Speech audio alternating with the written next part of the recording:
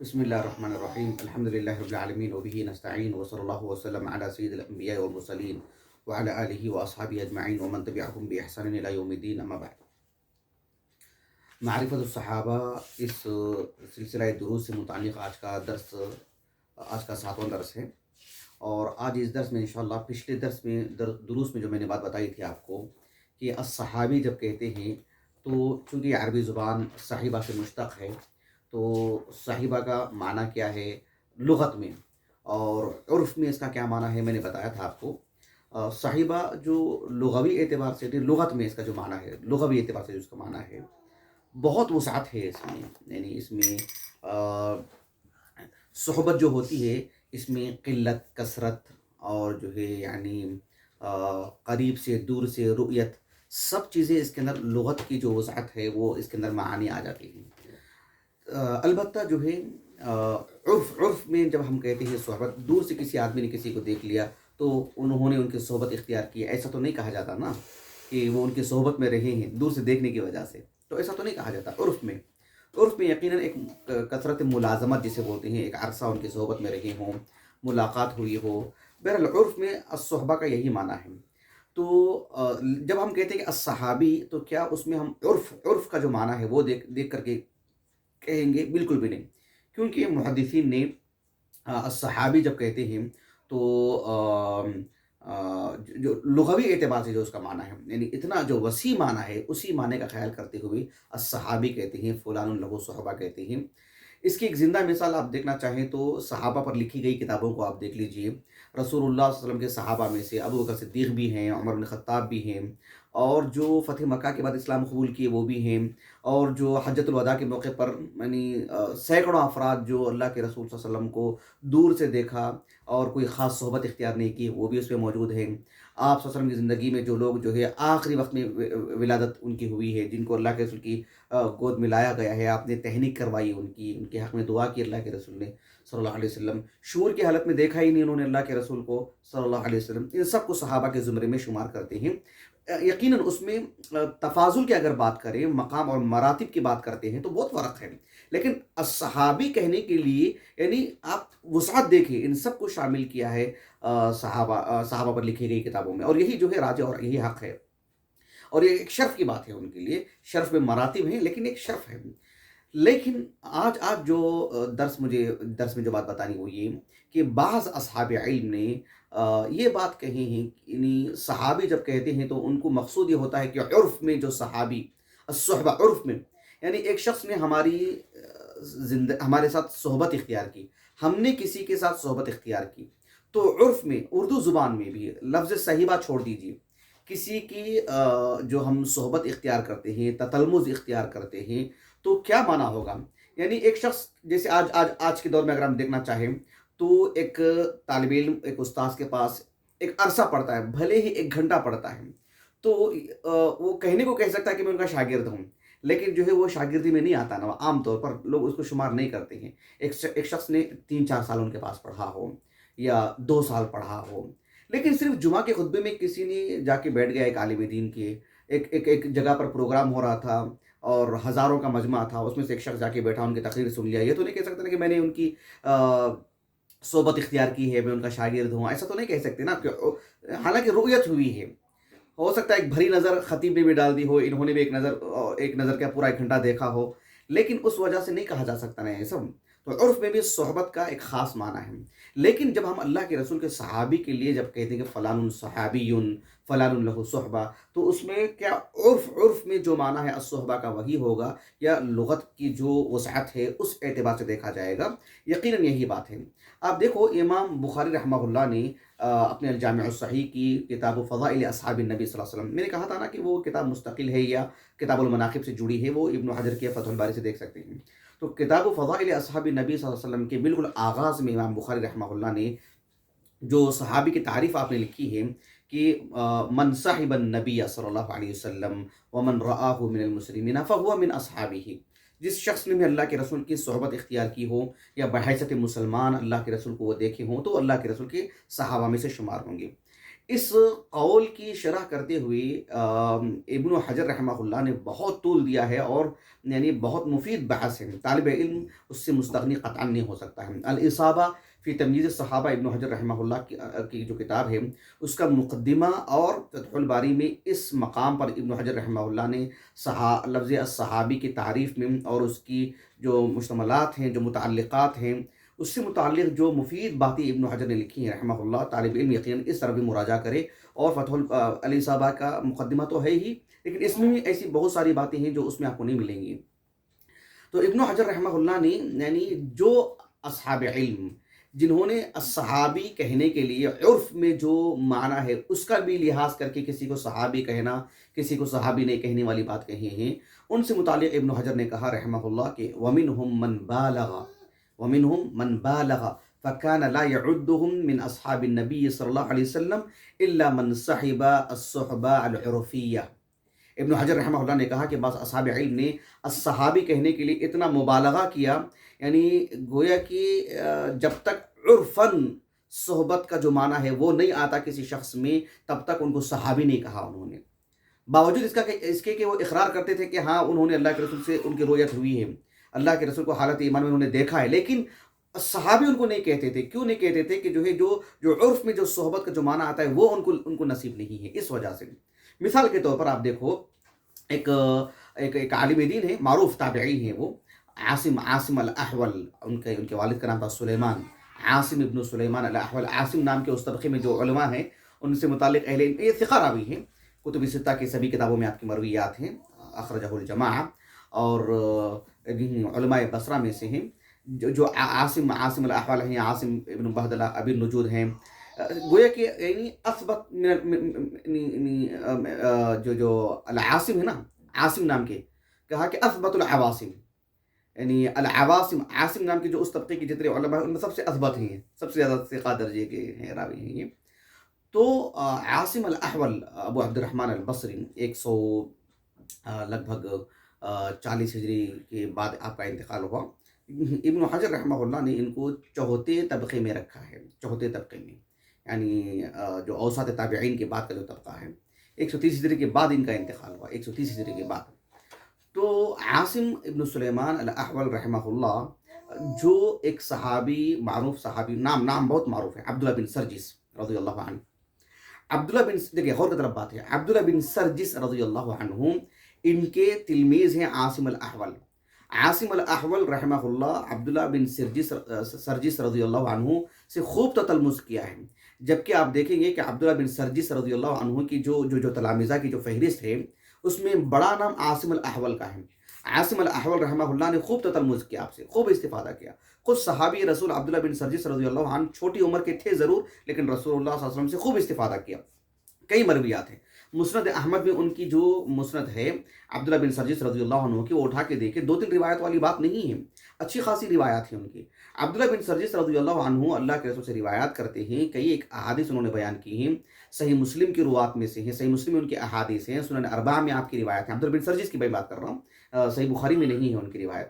تو سنن اربعہ اور صحیح مسلم میں آپ کی روایات ہیں عبداللہ بن سرجس رضی اللہ عنہ کی، اللہ کے رسول نے ان کے حق میں دعا کی ہے، سب کچھ ہے۔ خود عبداللہ جو عاصم الاحول رحمہ اللہ کہتے ہیں کہ عبداللہ بن سرجس رضی اللہ عنہ کا نام لے کر کے کہ انہ رأى الخاتم الذي بین کتفی النبی صلی اللہ علیہ وسلم، آپ صلی اللہ علیہ وسلم کے دونوں کاندھوں کے درمیان جو مہر نبوت، جو گوشت کا جو ابھرا ہوا حصہ تھا نا، وہ انہوں نے دیکھا۔ کون؟ عبداللہ بن سرجس نے رضی اللہ عنہ۔ یہ مسند احمد کی روایت ہے بسند صحیح،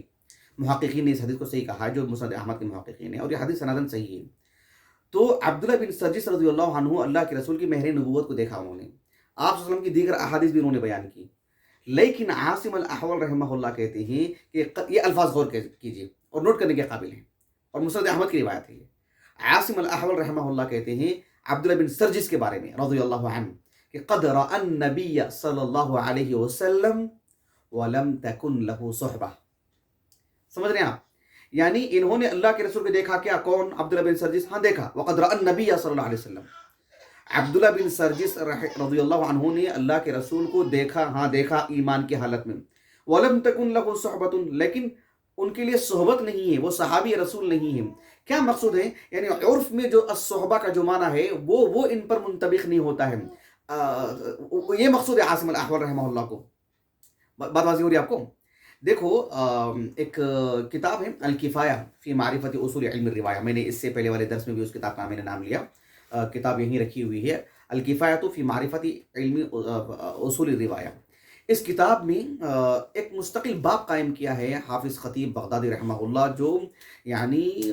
کثرت تالیفات کے لیے مشہور ہیں، مفید اور نافع ان کی تالیفات خطیب بغدادی رحمہ اللہ کی، اللہ جزائے خیر دے۔ علم حدیث کے ایک ایک شق کو آپ نے جو ہے نمایاں کیا، بیان کیا الحمدللہ۔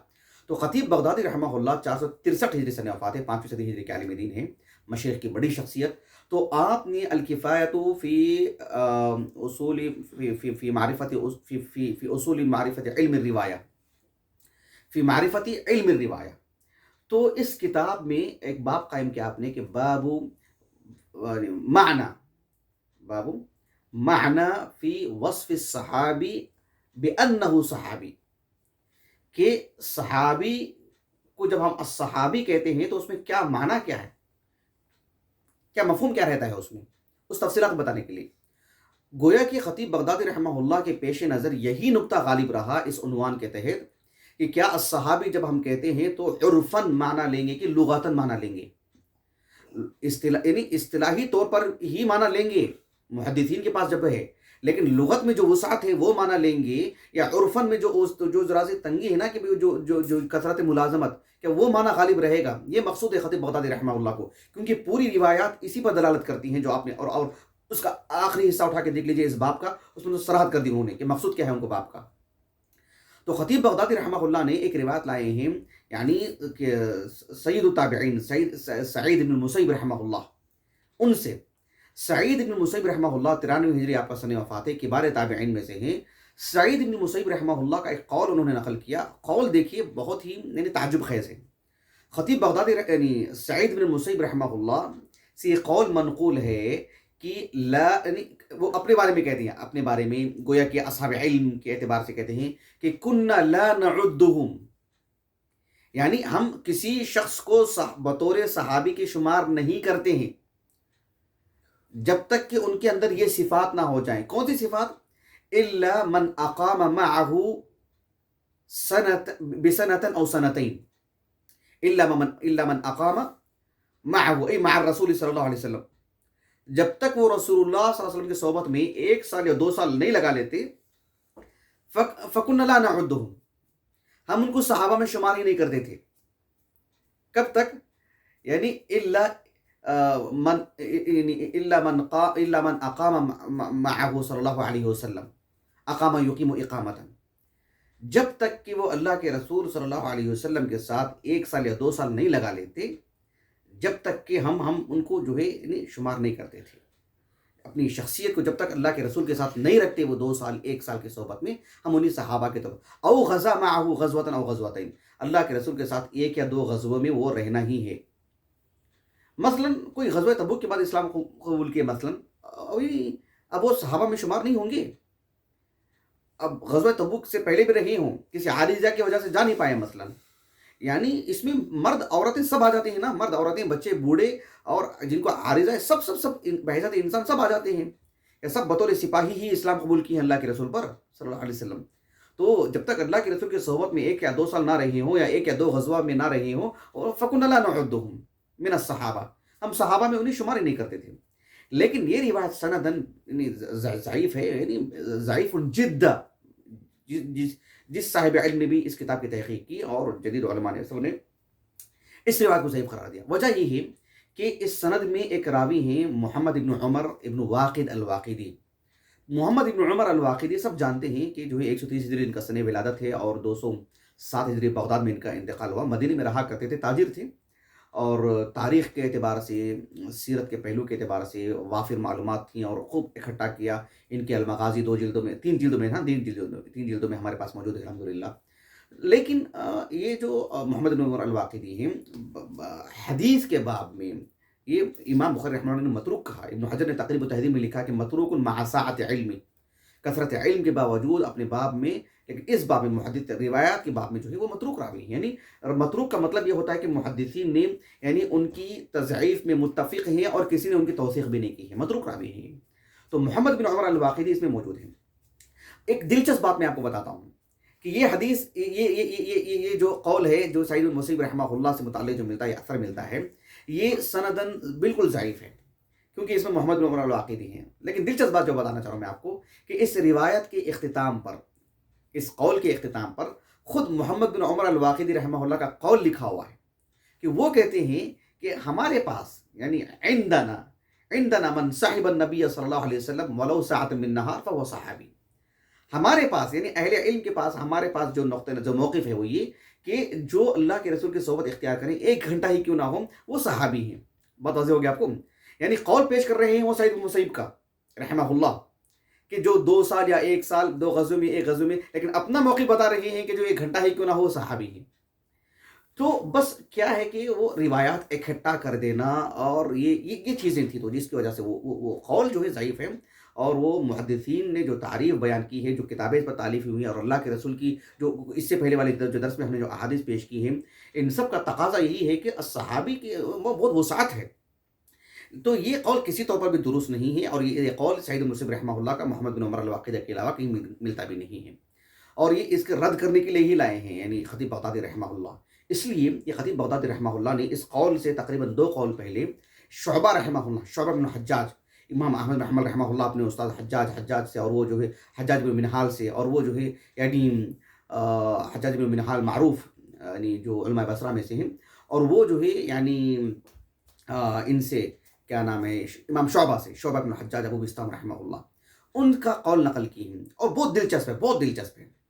شعبہ بن حجاج رحمہ اللہ نے ایک حدیث سنا رہے تھے لوگوں کو، اور لوگوں کو حدیث سناتے ہوئے کہا کہ ایک صحابی ہیں جندب ابن سفیان ان کے دادا کا نام ہے، ان کے والد کا نام جو ہے عبداللہ ہے، اور بعض تاریخ مآخذ میں جو ہے یعنی ان کا جو نام ملتا ہے وہ خالد ملتا ہے، یعنی جندب ابن خالد ابن سفیان. لیکن صحیح یہی ہے کہ جندب ابن عبداللہ ابن سفیان ان کے دادا کا نام ہے، لیکن دادا کی طرف ہی منسوب ہے زیادہ وہ جندب ابن سفیان رضی اللہ عنہ. اور 60 ہجری کے بعد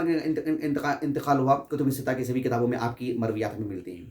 جندب ابن سفیان رضی اللہ عنہ سے متعلق شعبہ بن الحجاج رحمہ اللہ نے کہا کہ اتن نبی صلی اللہ علیہ وسلم. غور کیجیے بہت باریک سے سمجھایا انہوں نے. کہا کہ یعنی اتن نبی یعنی جندب ابن سفیان اتن نبی صلی اللہ علیہ وسلم وَإِن شِئْتَ قُلْتَ صَحِبَهُ. یعنی امام شعبہ رحمہ اللہ نے کہا کہ دیکھو جندب ابن سفیان رضی اللہ عنہ اللہ کے رسول کے پاس آئے، یعنی بس ان کا اتیان، ان کا آنا، کتنا وقت لگایا انہوں نے اللہ کے رسول کی صحبت میں،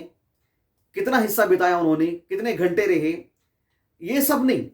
اللہ کے رسول کے پاس مجرد ان کا آنا، آپ چاہے تو اسے اتیان آنے سے تعبیر کرو یا صاحبہم انہوں نے اللہ کے رسول کی صحبت اختیار کی، وہ صحابی رسول ہیں، چاہے یہ تعبیر کرو، دونوں باتیں ایک ہیں. بات واضح ہو گیا آپ کو. یعنی ان کو جو روایت ملی ہے اپنے اساتذہ سے یہ کہ اتن نبی صلی اللہ علیہ وسلم وہ اللہ کے رسول کے پاس آئے. اور یہ بات الکفایہ ہے کہ میں بتا رہا ہوں آپ کو، الکفایہ فی علم الروایہ کی جو سعید المسیب رحمہ اللہ کا جو قول ہے بالکل ضعیف قول ہے، وہ جو ان کے نام پر منسوب ہے، اس سے دو آثار قبل جو ہے مطلب یہ قول لے کر کے آئے ہیں شعبہ بن حجاج رحمہ اللہ کا، جس سے یہ بات بالکل بھی واضح ہو جاتی ہے. اسی لیے یعنی حافظ بن حجر رحمہ اللہ نے فتح الباری میں جو امام بخاری رحمہ اللہ کا جو قول ہے صحابی کی تعریف میں، اس کی شرح کرتے ہوئے آپ نے ایک عجیب بڑی عمدہ بات لکھی ہے جو واقعی دل کو لگتی ہے. حافظ بن حجر رحمہ اللہ نے کہا کہ جن اصحاب علم نے یعنی کہا کہ جو ہے اتفق العلماء على عد جم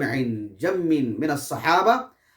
الذين لم يجتمعوا بالنبي صلی اللہ علیہ وسلم الا في حجۃ الوداع، کہ صحابہ پر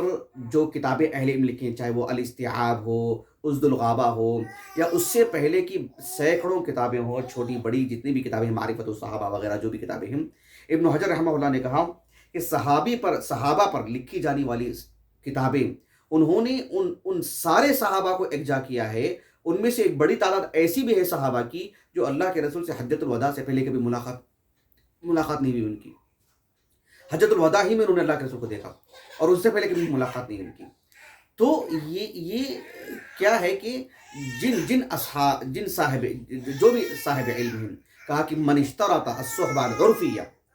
جو صاحب علم بھی صحابی کی تعریف کے لیے یعنی عرفاً جو معنی ہے اس کو جنہوں نے شرط قرار دیا، اخرج من لہو رؤیہ، یعنی اللہ کے رسول کی جن کو جس صحابی کو رؤیت تھی ان سب کو اخراج کر، ان سب کو نکال دیا. یعنی صحبت جو ایسی صحبت جسے عرف میں صحبت کہتے ہیں، وہ جب تک جس شخص کو نصیب نہیں ہے، محض مجرد رؤیت کی وجہ سے سب کو نکال دیا گیا، سب کو باہر کر دیا گیا،